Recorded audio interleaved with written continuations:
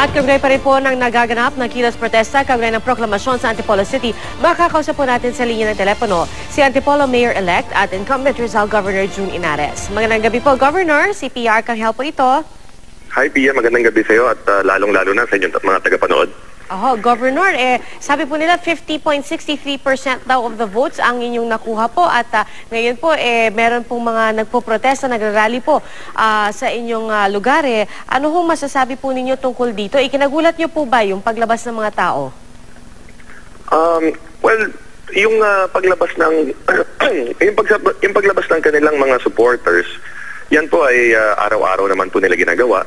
Simula pa ho nung kampanyahan, tuwing meron silang mga pagpupulong, ay dala-dala na po nila ang kanilang mga supporters.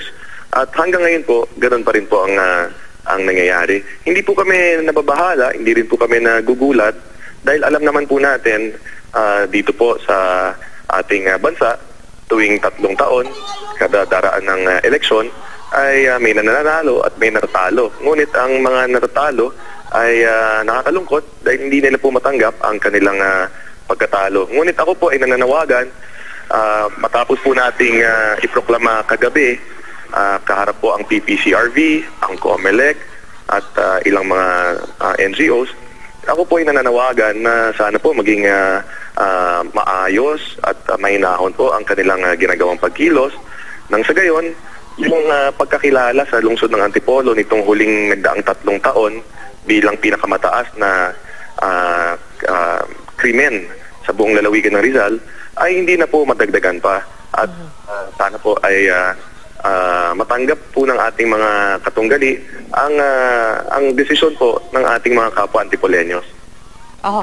Gov, kasi nakikita namin doon sa video yung mga placards na hawak nila nakalagay lantarang vote buying sa panig po ninyo. Ano pong masasabi nyo tungkol dito?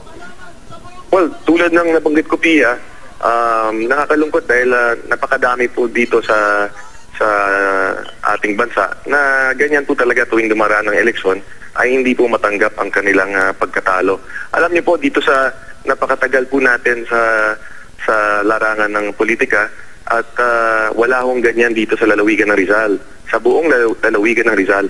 At miski ngayong nagdaang halalan, alam niyo po, sa kabilang mga bayan, 1,000 lang ang lamang, 2,000 lang ang lamang, ngunit ang mga katunggali ay mga pare-parehong maginoo, kaya maaga po silang nagko-concede at itinatanggap ang kanilang pagkatalo.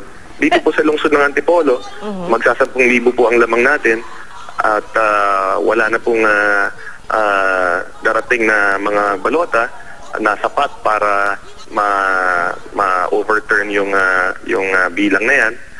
Ngunit hindi po matanggap ng ating mga katunggali. Pero Gov, balikan lang namin yung proklamasyon kagabi.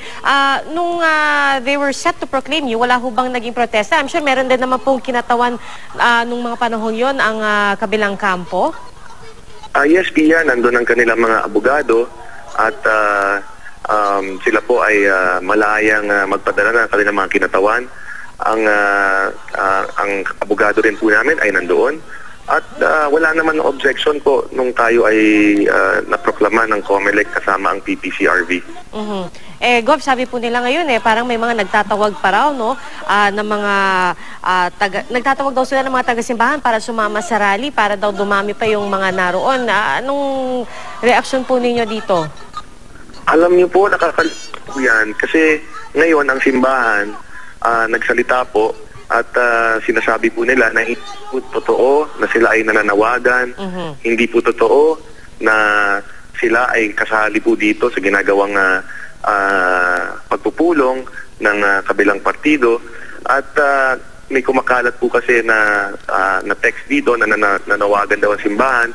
Kaya mismong sila Monsignor na po ang nagsabi, nasa ano na po yan, nasa mga Facebook na po yan, at nasa mga text messages na po na mismo sila po pinapasinungalingan. Kaya nga po, ang panawagan ko po sa ating mga kaibigan sa media, maganda po, tanungin po natin ang COMELEC, ang PPCRV, at ang simbahan kung ano po ba talaga ang totoo po.